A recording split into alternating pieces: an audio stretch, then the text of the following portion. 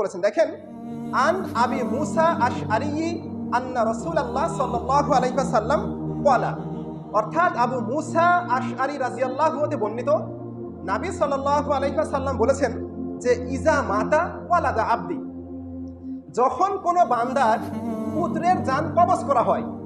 লক্ষ্য করেন, আল্লাহর নবী বলছেন যে ইজা মাতা ওয়ালাদা আবদি, ওয়ালাদু আবদি, যখন কোনো বান্দার পুত্রের জান কবজ করা হয়, তখন আল্লাহ রাব্বুল আলামিন কাকে জিজ্ঞেস করেন?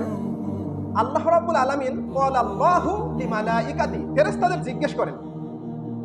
অর্থাৎ যখন কোনো বান্দার পুত্রের জান কবজ করা হয়, তখন আল্লাহ রাব্বুল আলামিন ফেরেশতাদের উদ্দেশ্য বলেন যে ক্বালাল্লাহু লিমালাইকাতি, অর্থাৎ কবাস্তুম ওয়ালাদা আবদি, আল্লাহ বলছেন যে তোমরা আমার বান্দার পুত্রের জান কবজ করে নিলে। ফায়াকুলুনা নাআম, তখন ফেরেশতারা উত্তর দেন হ্যাঁ। ফেরেশতারা কি উত্তর দেন? জবাব দেন হ্যাঁ। আল্লাহ রাব্বুল আলামিন আবার বলেন ফায়াকুলু কবাস্তুম সামারাতা ফুয়াদি, তোমরা আমার বান্দার কলিজার টুকরাকে কেড়ে নিলে। তখন ফেরেশতারা আবার উত্তর দেয় ফায়াকুলুনা নাআম, হ্যাঁ আল্লাহ সুবহানাহু ওয়া তাআলা, আমি আপনার বান্দার কলিজার টুকরাকে কেড়ে এনেছি। এখন আল্লাহ আবার বলছেন যে ইয়াকুলু, আল্লাহ বলছেন ইয়াকুলু, অর্থাৎ আমার বান্দা তখন কি বলল?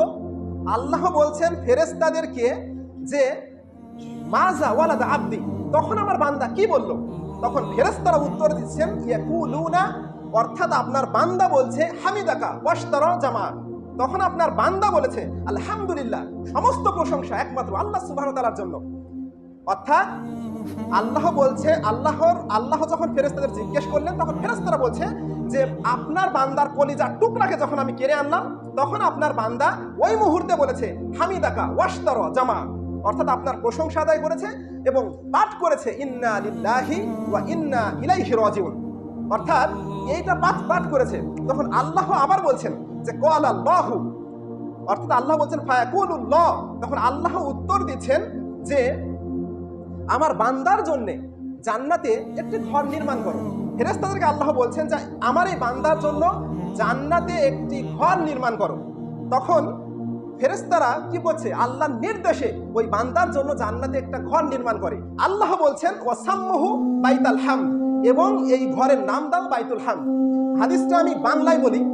দেখেন, আল্লাহ রাব্বুল আলামিন যখন কোনো বান্দার পুত্রের জান কবজ করা হয়, তখন আল্লাহ রাব্বুল আলামিন ফেরেশতাদেরকে বলেন যে তোমরা আমার বান্দার পুত্রের জান কবজ করে নিলে। তখন ফেরেশতারা বলে যে হ্যাঁ। আল্লাহ আবার বলেন যে তোমরা আমার বান্দার কলিজার টুকরাকে কেড়ে নিলে।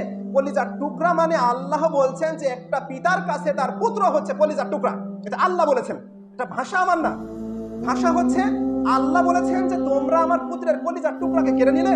তখন ফেরেশতারা উত্তর দেয় যে হ্যাঁ কেড়ে নিলাম। তখন আল্লাহ বলছেন যে তখন আমার বান্দা কি বলল? তখন ফেরেশতারা বলেন যে আপনার বান্দা বলেছে হামিদাকা ওয়াশতারা জামা, আপনার প্রশংসা আদায় করেছে এবং বলেছে ইন্না লিল্লাহি ওয়া ইন্না ইলাইহি রাজিউন। তখন আল্লাহ বলছেন যে ওয়াবনু লিআবদি বাইতান ফিল জান্নাহ, আমারে বান্দার জন্য জান্নাতে একটি ঘর নির্মাণ করো। ওয়াসাম্মুহু বাইতাল হামদ, এবং তার নাম দাও কি? বাইতাল হামদ। তার মানে দৈনন্দিন জীবনে কোন পিতার পুত্র মারা যাওয়া তো অনেক বড় ব্যাপার।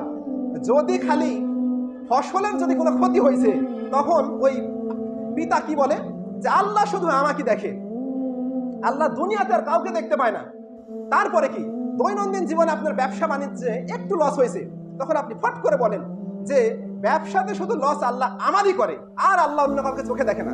এই বান্দাগুলো প্রত্যেকটাই নিমু খারাপ। আর আল্লাহ বলছেন কি?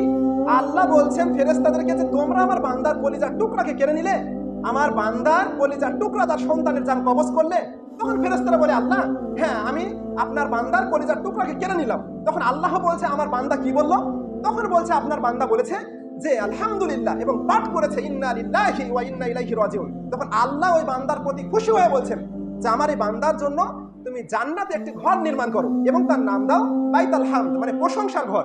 কিন্তু মানুষ এতটাই অকৃতজ্ঞ, আল্লাহ রাব্বুল আলামিনের এত নিয়ামত রাজি ভক্ষণ করার পরে যদি একটু পান থেকে চলে যায়, জীবনে সালাত আদায় করে না, মসজিদের বারান্দাতে আসে না, কিন্তু যদি কোনো একটা ক্ষতি হয় সাথে সাথে আল্লাহর দোষ দেয়, মানে সালাত আদায় করছে না, এতে তার কোনো সমস্যা নাই।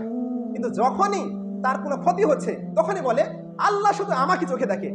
এদেরকে বলা হচ্ছে এরা হচ্ছে কুকুর, শ্রীগাল, বানর, বরং শুকুরের চাইতে বেশি খারাপ।